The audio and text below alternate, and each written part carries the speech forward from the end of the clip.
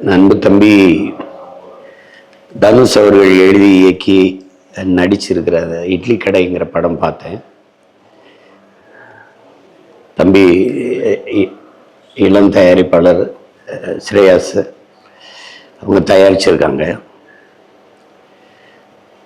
இதில் ஏற்கனவே தம்பி கதை திரைக்கதை இதெல்லாம் பண்ணிய திருச்சிற்றம்பலம் அதெல்லாம் பார்த்தேன். ரொம்ப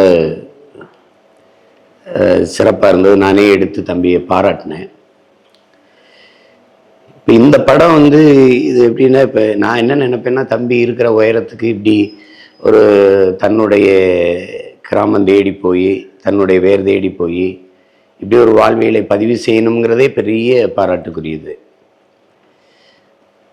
நம்ம வாழ்வதற்கு பணம் தேவைப்படுது, வாழ்க்கைக்கு பணம் தேவைப்படுது. ஆனால் பணமே வாழ்க்கை இல்லை. ஏன்னா கடைசி மரமும் வெட்டப்பட்ட பிறகு, கடைசி மீனும் பிடிபட்ட பிறகு அப்போதான் தெரியும் மனிதனுக்கு பணத்தை சாப்பிட முடியாதுன்னு ஒரு கவிதை இருக்கு. அது மாதிரி எல்லாருக்குமே பொருள் ஈட்டணும், பெரிய மேம்பட்டு வாழ்வு அப்படிங்கிறத கார் வச்சுக்கிறது, பெரிய மாளிகை வச்சுக்கிறது, அப்படி வாழ்கிறதான் வாழ்க்கைன்னு நினைக்கிறோம். அதனாலேயே நம்ம நிறைய பேர் நம்முடைய தாய் கிராமங்களை விட்டு நகர்ப்புறங்களை நோக்கி நகரும். அங்கே தான் வேலை வாய்ப்பு இருக்குது, அங்கே தான் கல்வி இருக்குது, அங்கே தான் மருத்துவம் இருக்குது. அதனால என்ன வருதுன்னா, கிராமங்கள் காலியாகி நகரங்கள் பிதுங்கி வழியுது.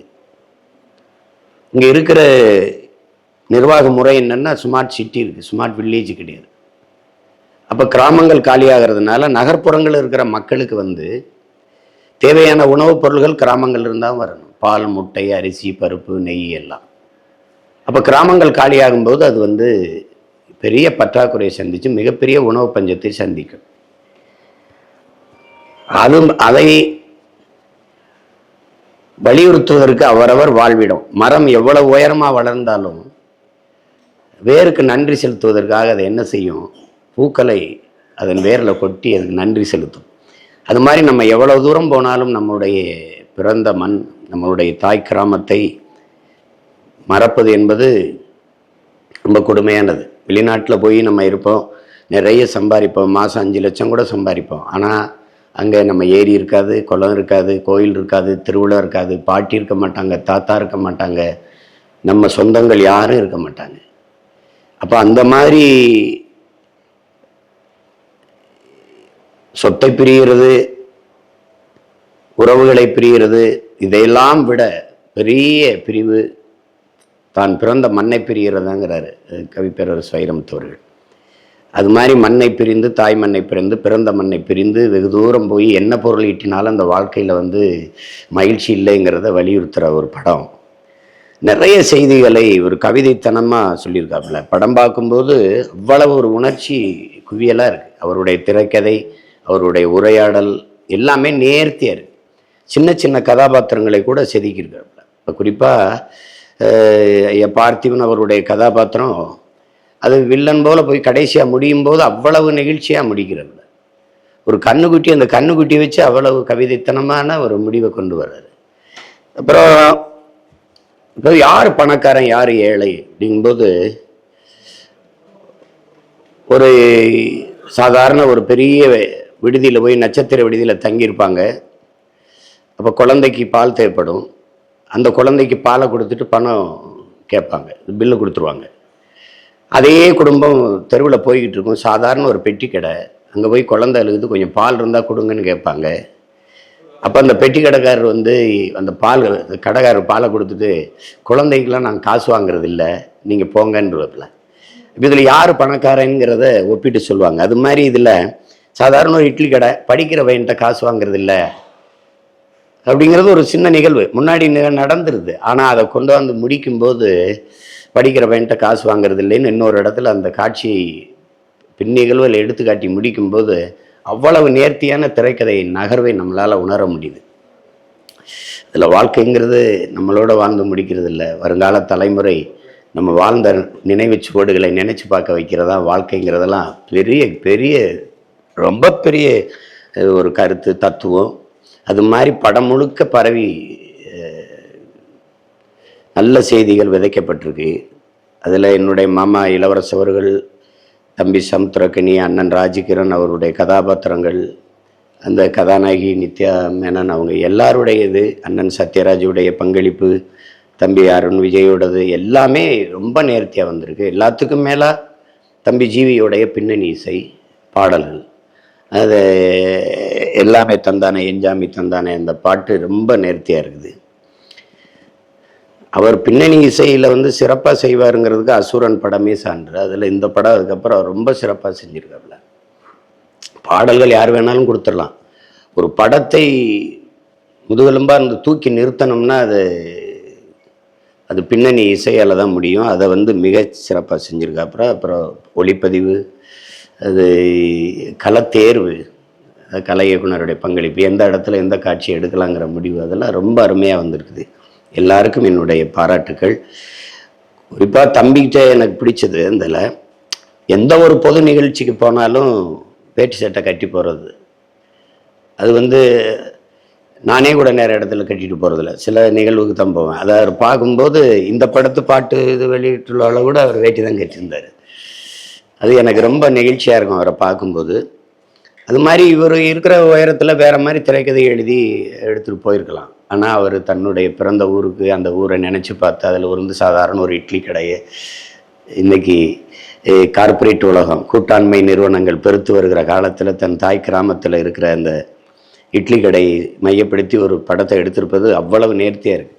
அவர் கிளைமேக்ஸில் இறுதிக்கட்ட காட்சியில் பேசுகிறாரு, இது வந்து பலகை எரிஞ்சிருச்சு, அதை நம்ம வாங்கிக்கலாம், இது சுவர் இடிஞ்சிருச்சு கட்டிக்கலாம், அப்போ இது மேலே கூரை அது எரிஞ்சிருச்சு அதை வேஞ்சிக்கலாம், ஆனால் இங்கே இருக்கிற அம்மி குழவையும் ஆட்டுக்கல்லும் இதுதான் கடை, இதை சுற்றி நம்ம கட்டிக்கலாங்கிறது மிகப்பெரிய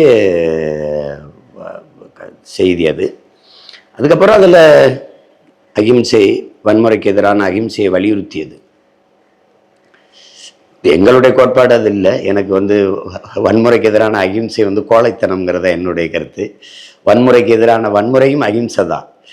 ஆனால் அந்த கருத்தை மிக அழகாக வலியுறுத்தி அதை கொண்டாந்து முடித்த விதம் வந்து ரொம்ப நல்லா பண்ணியிருந்தார். அதனால் இது ஒரு முழுமையான படைப்பாக பார்க்குறேன், நல்ல உணர்வுகளின் குவியலாக பார்க்குறேன்.